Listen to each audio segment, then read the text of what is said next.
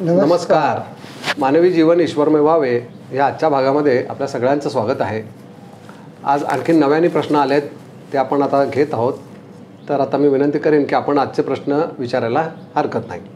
ठीक आहे. आजचा पहिला प्रश्न असा आहे की अहंकार आपल्या मनामध्ये कधी निर्माण होतो? हां, अहंकार कधी निर्माण होतो हा अक्षरशः म्हणे फंडामेंटल आहे. जी प्रकृती जी निर्माण झालेली आहे, जी व्यक्त झालेली आहे. आपण थोडासा याच्यात अगोदर थोडे विषय घेतले आहेत, म्हणजे आता थोडा आपण या विषयाचा अभ्यास करायला लागलो आहे अशा अनुषंगाने सांगतो की प्रकृती म्हणजे काय.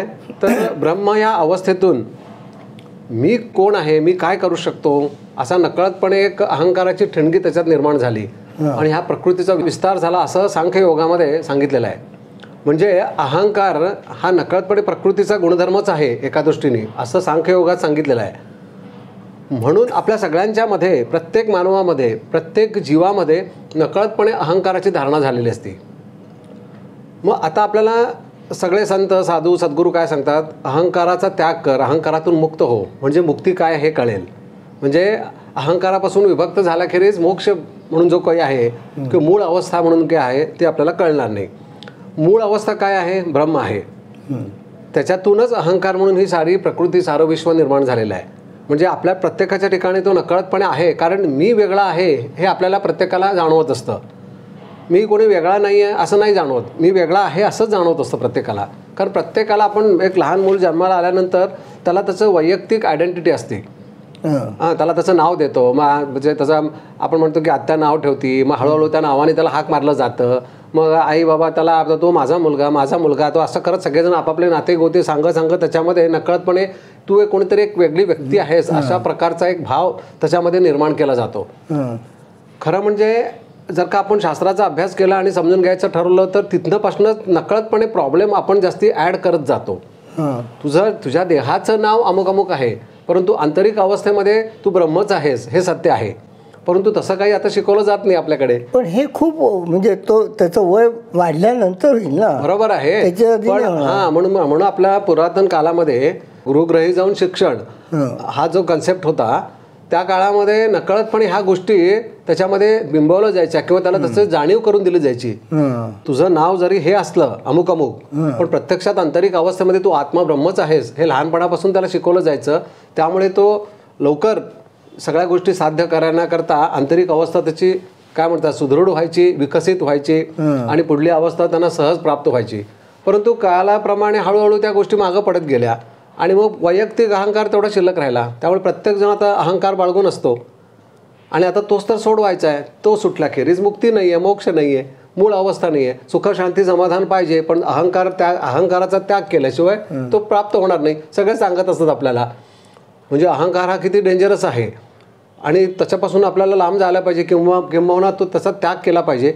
माझ्यामध्ये अहंकार असणं, जसं माझ्यामध्ये आवड असणं, रस, म्हणजे हे जे गुण आहेत म्हणून आपण त्याला, त्यातला हा एक गुण आहे का?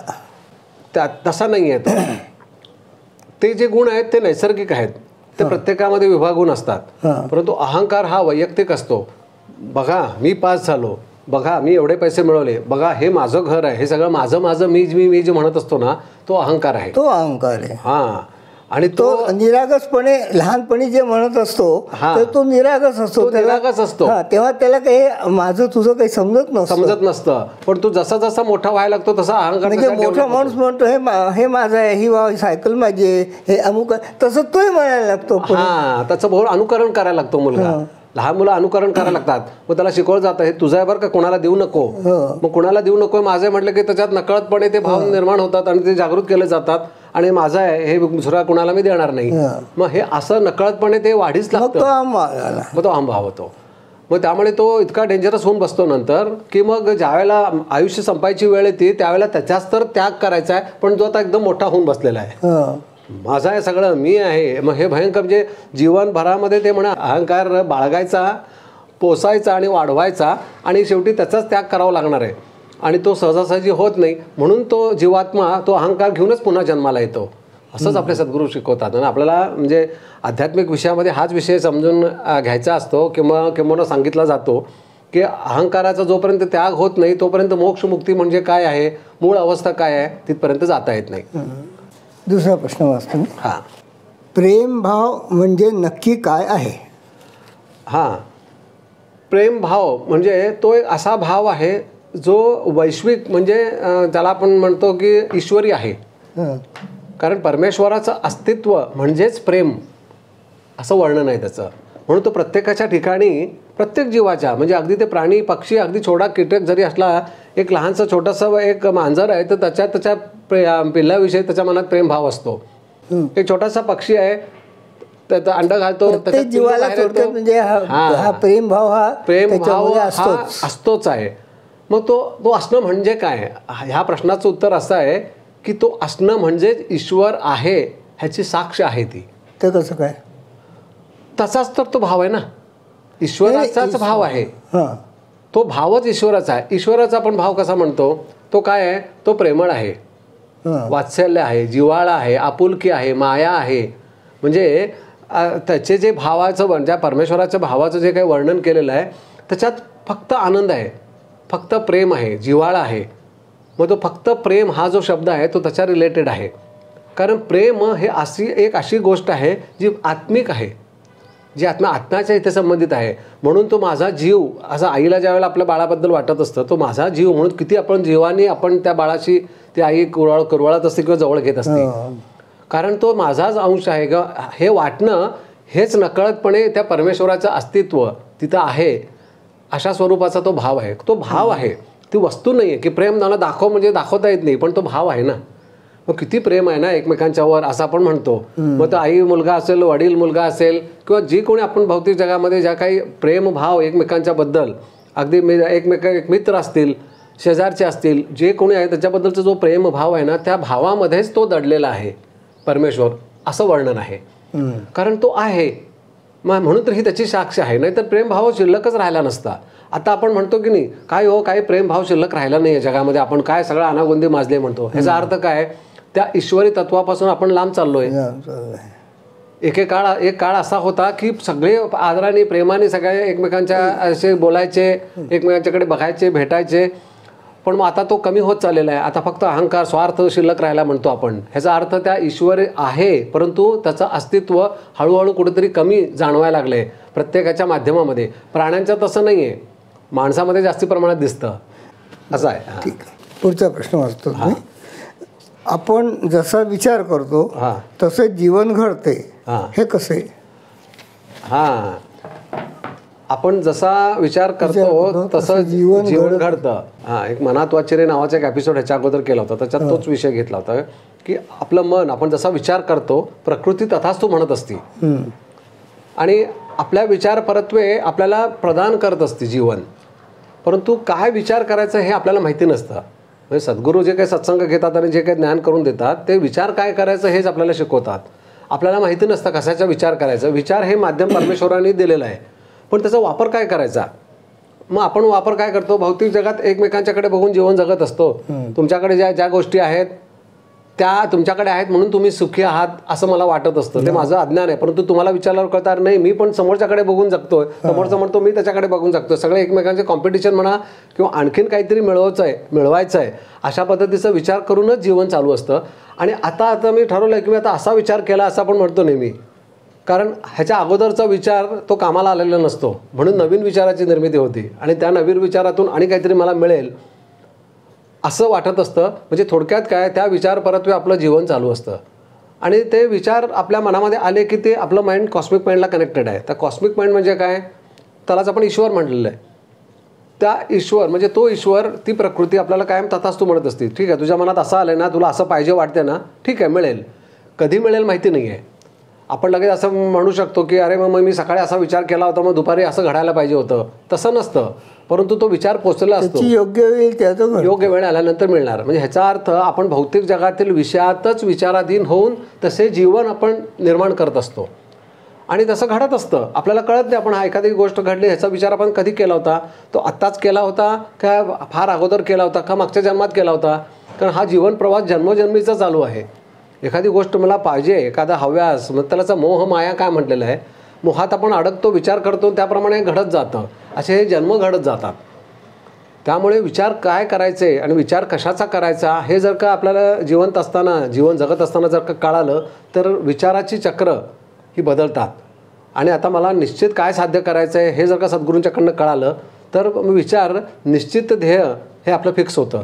नाहीतर आपलं ध्येय फिक्स नसतं. म्हणून तर तो जीवनाचा प्रवास आणि प्रवाह अशा संदर्भातला एक विषय ह्याच्या अगोदर घेतला होता.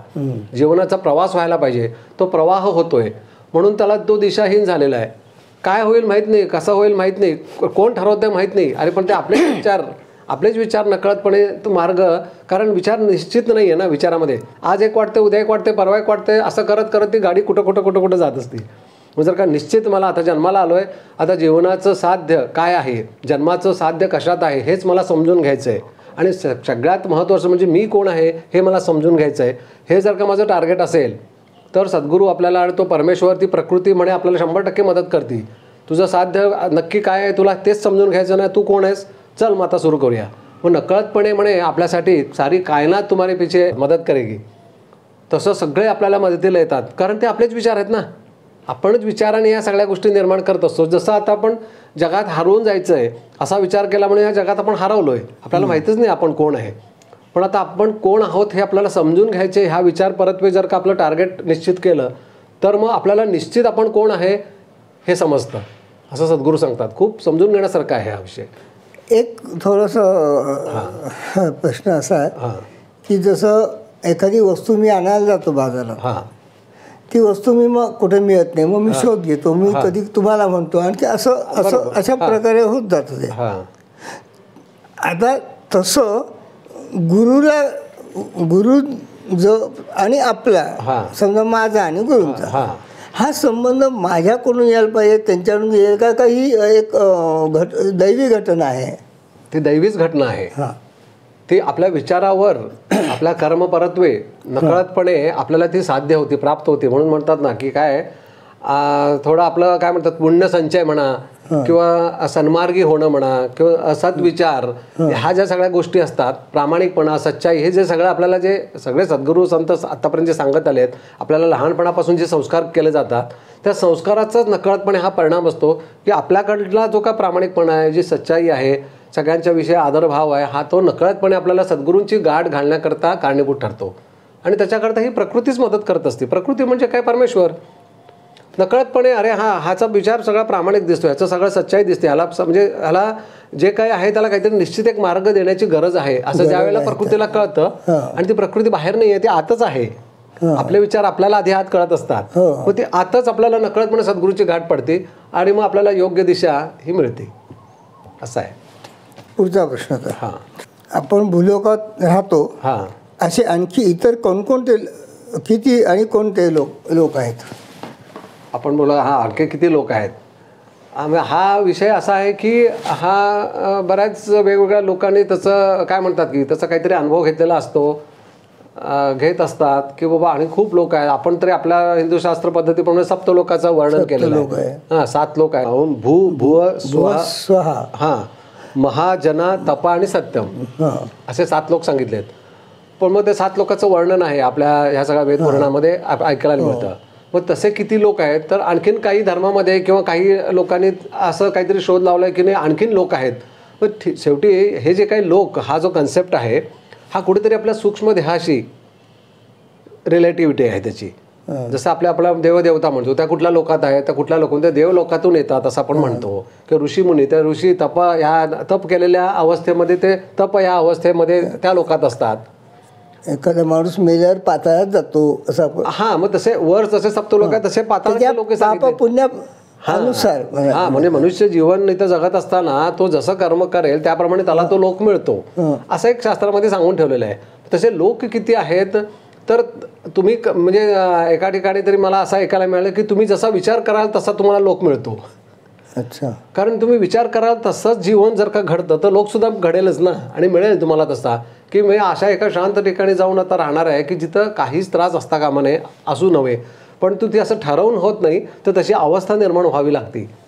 त्यालाच आपण स्वर्ग म्हटलेलं आहे की देहरहित एक अशी अवस्था की जिथं फक्त म्हणे विचार केल्या क्षणी वस्तू समोर येते आणि इतकं समोर दिली जाते. आपल्याला आपल्या मनासारख्या गोष्टी सगळ्या घडायलाच लागतात. म्हणजे इतकं क्षणात म्हणजे असं नाही की आपण आता विचार केला आणि मग कुठल्या तरी जन्मात मिळणार आहे असं नाही. त्या क्षणात म्हणे तिथे समोर ती वस्तू येते. असे काही लोक आहेत, असे वर्णनं करतात लोक. शेवटी हे तुमच्या विचार परत्वे, तुमच्या आंतरिक अवस्था, विकसित अवस्था. कल्पना विलास म्हणायचं काय म्हणायचं? आता कल्पना विलास म्हटलं तर अद्वैत वेदांताचा अभ्यास करायला लागला तर लक्षात येतं की हे जीवन सुद्धा कल्पना विलासच आहे. ते म्हणतात हे सगळं भ्रांतिजन्य आहे. तुम्हाला जसं स्वप्न पडलं तसंच हे स्वप्न आहे, असं आपल्याला अष्टावक्र गीता सांगते. गौडपादाचार्य सांगतात, शंकराचार्यांच्या गुरूंचे गुरु, की म्हणतात ते दोन्ही सगळ्या दोन्ही सारख्या, ह्याच्यातलं मला डिफरन्स सांगा. म्हणजे हे काय स्वप्न आणि जागृती ह्याच्यात फरक सांगा. आपण फरक सांगूच शकत नाही, कारण त्यावेळेला सुद्धा तिथं मीच असतो, ज्याचा मी अनुभव घेत असतो आणि ते सगळं मला खरं वाटत असतं, जसं आत्ता वाटतंय. म्हणजे हे काल्पनिक हा कन्सेप्ट मुळामध्ये ह्या साऱ्या विश्वविधात्याच्या मागं जो काही चालू आहे, सुषुप्ती गाढ झोप. मग गाढ झोप हा एक कन्सेप्ट आहे ना, की आपण रोज त्याचा अनुभव घेत असतो. मग गाढ झोपेमध्ये प्रत्यक्षात काहीच नाहीये, माझा देहही नाहीये, मी नाही, काहीच नाही, अशी एक अवस्था. स्वप्न नाही, काही नाही, म्हणजे रिकाम आहे. पण जागा झाल्यानंतर मात्र आपल्याला सगळ्या गोष्टी आठवतात आणि आपण जिवंत आहोत किंवा आपलं एक अस्तित्व आहे. माझ्या सगळ्या मेमरी रिकॉल होतात. जसं आपण कॉम्प्युटर बूट करतो की तो चालू झालं की काल जिथं बंद केला होता त्या पोझिशनला येऊन तो चालू. याला कोणती अवस्था म्हणू? कुठली? आता जे आपण म्हटलं की गाढ झोप लागली, म्हणजे माझं मन एक प्रकारे रिकाम आहे. तर गाढ झोपे संदर्भात इतकं सुंदर विश्लेषण आहे की अशी कल्पना करा की आपण एक बॅटरी उजेड टाकलेला आहे आकाशामध्ये. तर त्याचा उजेड म्हणजे बॅटरी चालू आहे कधी कळेल? आपण मध्ये काहीतरी आणलं, त्याच्यावर जो प्रकाश पडल्यानंतर कळतं की बॅटरी चालू आहे. आपण अंधारात समजा असं अंधारात लाईट लावला, बॅटरी चालू केली, तर ती बॅटरी चालू झालेली आपल्याला कळत नाही, म्हणून आपण खाली असं असं करून बघतो चालू आहे की नाही. कारण कुठंतरी ते परावर्तित व्हावं लागतं, म्हणजे तो उजेड कुठंतरी चालू झाला म्हणजे समजतं. म्हणजे तो उजेड कशाला तरी अडावा लागतो, त्याशिवाय बॅटरी चालू आहे हे कळत नाही. तसं म्हणे गाढ झोपेमध्ये काय होतं, माइंड हे शांत झालं असतं, विचार सगळे शून्य झाले असतात. आपण एक निद्रा अशा अवस्थेत असतो की विचारचक्र चालू नसणं म्हणजे थोडक्यात काय, ते जे कॉन्शियसनेस अवेअरनेस म्हणतो, जे चैतन्य आहे तो कायम प्रकाश टाकत असतो, त्याच्या उजेडातच हे सगळं चालू आहे. म्हणजे तीच नकळतपणे ते त्याला आपण काय म्हणतो, शक्ती म्हणतो, चैतन्य शक्ती म्हणतो. तो जो काय झोत आहे तो कायमस्वरूपी इल्युमिन करत असतो आपल्या बॉडी माइंडला, आणि म्हणजे थोडक्यात माइंडला. तर माइंडमध्ये काहीच ॲक्टिव्हिटी नसल्यामुळे मग रजिस्ट व्हायला काही नाही आहे, मग ह्याचा अर्थ प्रकाश नाही असं नाही आहे. तर तो प्रकाश चालू असतो, फक्त मध्ये काही नसल्यामुळे ती बॅटरी चालू आहे कळत नाही, जाणवत नाही, लक्षात येत नाही. म्हणून गाढ झोपेमध्ये आपल्याला कळत नाही. जसं आपण ह्याच्या अगोदर एका एपिसोडमध्ये घेतलं होतं की तो जो आहे त्याचं प्रतिबिंब ह्या माइंडवर पडतं, आणि ते प्रतिबिंबित अवस्था ही चेतना म्हणून, म्हणजे ते चैतन्य आहे त्याचं प्रतिबिंब माइंडवर पडतं, आणि मग शरीरामध्ये हे सगळं चैतन्य हे प्रवाहित होतं, आणि त्यामुळे आपल्याला सेन्स ऑर्गन्स आपले ॲक्टिव्ह होतात. आपण तो विषयाच्या अगोदर घेतलेला आहे. मग ते तसं गाढ झोप म्हणजे काय, तर गाढ झोप म्हणजे तिथं अस्तित्वात सगळंच असतं, पण ते माइंड जे अनुभव घेणारं जी तत्व आहेत आपल्या देहाच्या ठिकाणी ती शिथिल असतात. त्यामुळे आपले डोळे आहेत, कान, नाक सगळं आहे, तरीसुद्धा आपण काही ऐकायच्या, समजून घ्यायच्या, बघायच्या, विचार करायच्या कशाच अवस्थेमध्ये नसतो. कारण विचार करायचं जे यंत्र आहे ते नकळतपणे स्विच ऑफ केलेलं असतं. परंतु ह्याचा अर्थ वीज गेली नाही आहे, वीज आहे, परंतु ते मशीन बंद आहे, म्हणजेच त्याला आपण निद्रा म्हणतो. मग ज्यावेळेला आपण जागा होतो त्यावेळेला वीज असतीच, परंतु ते मशीन चालू झालं. मशीन चालू झाल्यामुळे परत आपले डोळे उघडले, आपलं माइंड काम करायला लागलं. अरे मी उठल्यानंतर अरे आज कुठं जायचं आहे, काय करायचं आहे, हे सगळं नकळतपणे ह्या सगळ्या गोष्टी परत चालू होतात. दृष्टांत आणि साक्षात्कार म्हणजे नक्की काय आहे? दृष्टांत होणे आणि साक्षात्कार होणे, या दोन गोष्टी खूप इंटरेस्टिंग आहे. कारण बरेच जण म्हणतात दृष्टांत झाला, साक्षात्कार झाला. वंदनीय दादाने अतिशय सोप्या सरळ भाषेत सांगितलंय. ते एवढं सिंपल आहे खरं. म्हणजे दृष्टांत म्हणजे काय, दृष्टीचा अंत होणं. हा वेगळा, तो वेगळा, तो वेगळा, हा खालचा, तो वरचा, उच्च नीच काही नाही, सगळे एका पातळीवर एका लेवलवर असणं, ती अवस्था म्हणजे तो दृष्टांत. आणि साक्षात्कार म्हणजे काय, तर साक्षात आकार कुणासारखा, त्या परमेश्वरासारखा आपल्यामध्ये निर्माण होणं. साक्षात्कार म्हणजे साक्षात त्या ईश्वराचा आकार, त्या ईश्वराला जसा आकार आहे, आकार म्हणजे तो प्रत्यक्षात आकारित नाहीये, पण त्याची जी काही अवस्था आहे, आपण जसं म्हणतो सगुण, तर तसा आकार ह्या देहाच्या ठिकाणी निर्माण व्हावा, तो साक्षात्कार. साक्षात्कारी व्यक्ती आहे असं आपण म्हणतो. त्यावेळेला साक्षात्कार म्हणजे काय, तर त्या परमेश्वराचे सगळे गुण त्याच्यात साकार झाले असतात. सगळे गुण जे परमेश्वराचं जे काही वर्णन आहे ते सगळे गुण त्या व्यक्तीत साकार होणं म्हणजे साक्षात्कार, भेद संपणं थोडक्यात. दृष्टीमध्ये जो भेद आहे, आता दृष्टीत भेद म्हणजे काय नक्की? आता आपण बाजारात साधं फिरत असताना एक भाजीवाला छोटासा काहीतरी मिरच्या कोथिंबीर विकत बसणाऱ्याकडे बघायची दृष्टी आणि एखादी भारी इम्पोर्टेड गाडीतनं जाणाऱ्या व्यक्तीकडे पाहण्याची दृष्टी आपली भिन्न आहे की नाही? हे काय आहे, भाजी विकणार म्हणतो, अरे ते कुठे मोठे साहेब आहेत, की जो आपल्या दृष्टीमधला जो फरक आहे तो नाहीसा व्हायला पाहिजे असं सद्गुरू सांगतात. तर दृष्टीचा फरक नाहीसा केव्हा होईल? ज्यावेळेला सगळीकडेच परमेश्वर आहे हे ज्यावेळेला आपल्याला कळेल, त्यावेळेला प्रत्येक व्यक्ती माध्यमामध्ये ईश्वर आहे हे ज्यावेळेला कळेल त्यावेळेला दृष्टांत होईल म्हटलं आहे. म्हणजे दृष्टीचा अंत म्हणजे काय, हा वेगळा तो वेगळा हा फरकच शिल्लक राहणार नाही. सगळीकडे ईश्वरच आहे. मग तो लहान असू दे, मोठा असू दे, गरीब असू दे, श्रीमंत असू दे, सुशिक्षित असू दे, अशिक्षित असू दे, काहीही फरक शिल्लक न राहणं म्हणजेच त्याला दृष्टांत म्हटलेलं आहे. भेद संपणं, भेद आता जो वाटतोय प्रत्येकामध्ये, भेद म्हणजे काय? आता वेदांमध्ये सांगितलेलं आहे भेद किती प्रकारचे असतात. स्वगत भेद, स्वगत भेद, सजातीय भेद, विजातीय भेद असे भेद सांगितलेले आहेत. स्वगत भेद म्हणजे आपल्यामधलेच, म्हणजे पाय वेगळे आहेत आणि हात वेगळे आहेत, हा स्वगत भेद आहे. हां, सजातीय भेद म्हणजे आपण माणसं आहोत पण तुमच्यात माझ्यात भेद आहे, बरोबर आहे. विजातीय भेद म्हणजे प्राणी पक्षी आणि आपण वेगळे आहोत. हां, हे जे सगळे भेद आहेत हे भेद सगळे संपुष्टात येणं. भेदच शिल्लक राहता का म्हणजे सगळं एकच आहे. तो प्राणी मी मनुष्य, तुम्ही वेगळे मी वेगळे, वेगळे काही नाहीच आहे. तो ईश्वर म्हणजे ब्रह्म सत्य पण ब्रह्मच आहे. फरकच काय आहे म्हणून तो ब्रह्म सत्य म्हटलेलं आहे. ब्रह्म हे एकच सत्य आहे आणि सारं जग हे मिथ्या आहे. वेगळं वाटतंय म्हणून ते मिथ्या आहे, कारण ते प्रत्यक्षात वेगळं नाही आहे. मग हे वेगळं वाटणं हे जायला पाहिजे, म्हणजेच तो दृष्टांत आहे. म्हणजे दृष्टीचा अंत झाल्याशिवाय ब्रह्मसत्य आहे हे कळणार नाही, असं आहे. आता मी पुढचा प्रश्न वाचतो. वेदांत शास्त्राप्रमाणे मुक्ती मिळवायची आहे का मुक्त आहे? हा खूप इंटरेस्टिंग आहे हा विषय आणि हा समजणं हे फार गरजेचं आहे. अद्वैत वेदांत उपनिषदाचा ज्यावेळेला आपण अभ्यास करायला लागतो त्यावेळेला त्याच्यात अशी काही वर्णनं आहे. जसं आता अद्वैत वेदांताचं सार म्हणजेच आपण त्याला भगवद्गीताही म्हटलेलं आहे. गीतेतसुद्धा श्रीकृष्णाने हा सगळा विषय सांगितलेला आहे.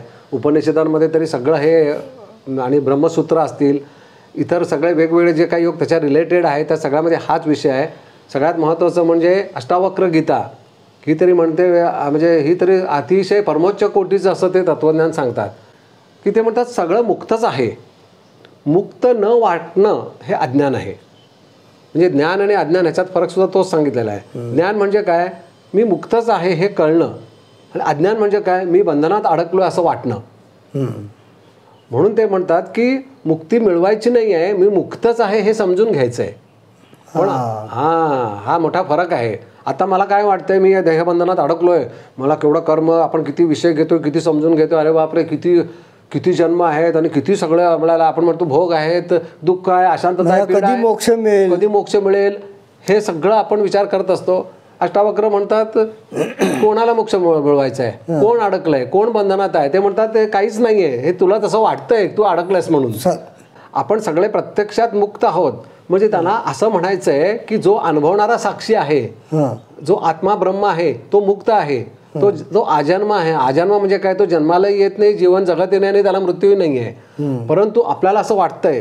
आणि वेदांताचंच हे सांगितलेलं आहे की सारं विश्व ब्रह्म जे काय आहे ना ते अस्तित्व स्वरूप आहे आणि अस्तित्वात हे जग आलेलं आहे. मग ह्याच्यात अस्तित्व काय आणि अस्तित्वात आलेलं काय, त्याच्यात आपण नक्की कोण आहोत, तर आपण फक्त अनुभवणारे साक्षी आहोत. आपण अस्तित्व स्वरूप आहोत. आपला देह अस्तित्वात आलेला आहे म्हणून आपण ह्या देहाचा अनुभव घेऊ शकतोय. आपण ह्या देहाचा अनुभव का घेऊ शकतोय, कारण आपण देहापासून भिन्न आहोत. आपण ज्या गोष्टीचा अनुभव घेत असतो तो आपण नसतो. आपण हा विषय ह्याच्या अगोदर घेतलेला आहे थोडा. आपल्याला एखाद्या गोष्टीचा अनुभव येतोय ह्याचा अर्थच आपल्याला एका गोष्टीचा अनुभव येतोय ह्याचा अर्थ मी कोणीतरी वेगळा आहे की नाही. मला एखाद्या गोष्टीचा अनुभव येतोय ह्याचा अर्थ अनुभवणारा मी वेगळा आहे ना, मी दृष्टा आहे आणि दृश्य म्हणून अनुभव आहे. मग आता तो दृष्टा कोण आहे, तर तोच आत्मा ब्रह्म आहे आणि तो कायमच मुक्त आहे.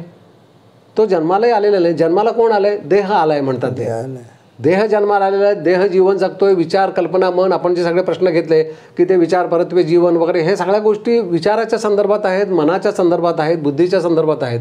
परंतु अनुभवणारा साक्षी तो कायम मुक्त आहे. तो कधी जन्माला येत नाही, कधी त्याला मृत्यू पण नाही. हा, म्हणून तो कायम मुक्त आहे. म्हणून प्रश्न काय आहे, तो अतिशय महत्त्वाचा प्रश्न आहे आणि हा प्रश्नच आपल्याला पूर्णत्वास घेऊन जातो की मुक्ती मिळवायची आहे का मुक्तच आहे. हा, जर अष्टावक्र गीता ज्याला रॅडिकल म्हणतात ते एकदम असं काय, एक गाव दोन तुकडे, कोण अनुभव घेतोय सांग? भगवान रमण महर्षी. भगवान रमण महर्षी त्यांचं आपण कधी यूट्यूबवर व्हिडिओ त्यांचे आहेत भरपूर, म्हणजे त्यांचं जे काही तत्वज्ञान आहे ते सांगणाऱ्यांचे, की जेणेकरून त्यांना कोणीही काही प्रश्न विचारला गेलं की हा प्रश्न कोण विचारतोय, अहो मुक्ती म्हणजे काय, हे कोण विचारतोय, तू म्हणजे नक्की काय, कुणाला म्हणतोय, म्हणजे तू कोण, मी विचारतो कुणाला, दाखव मला. ते असं काही आत घेऊन जायचे प्रत्येकाला की अनुभव साक्षी ब्रह्म आहे हे कळूनच जायचं म्हणे, इतकं ते स्पष्टपणे घेऊन जायचे. रॅडिकल म्हणतात तसं, बाकी ते काही सांगायचे नाहीत. ते म्हणतात तुम्ही काही प्रश्न घेऊन तसं ते उत्तर द्यायचे म्हणजे अशा स्वरूपात.